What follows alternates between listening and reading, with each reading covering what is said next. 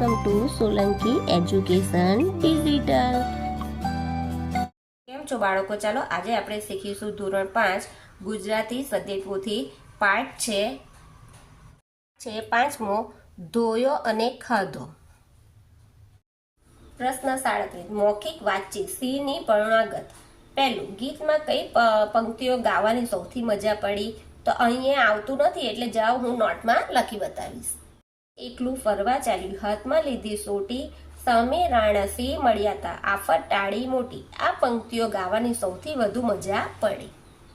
મધપૂડો ખાવા ગયો એ સમયે રીંછ શું કરતું હશે?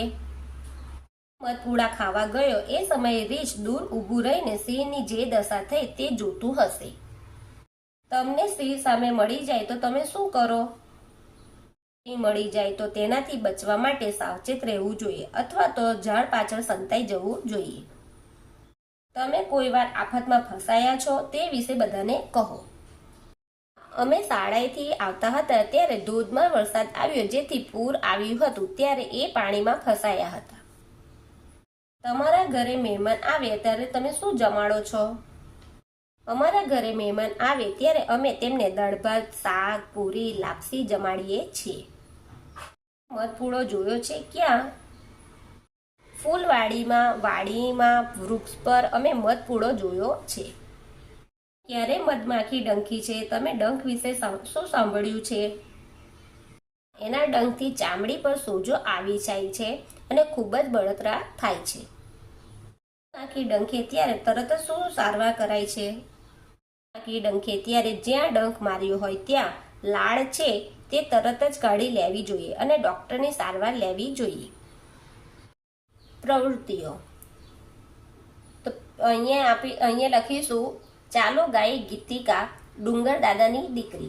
પ્રશ્ન 2, વાંચો અને કહો કઈ વાત જાણીને સૌથી નવાઈ લાગી? તો આ જે વાત આપી છે તેના પરથી આપણે લખવાનું છે કેટલીક માછલીઓ પણ ઉધરસ ખાય છે તે જાણીને નવાઈ લાગી। 7મું, તમારા ઘર ફળિયા ગામના કોઈ મોટેરાને પ્રાણીઓ વિશેની અવનવી બાબતો પૂછો અને લખો। મેં મારા દાદાજીને ઘોડા વિશે જણાવવા કહ્યું।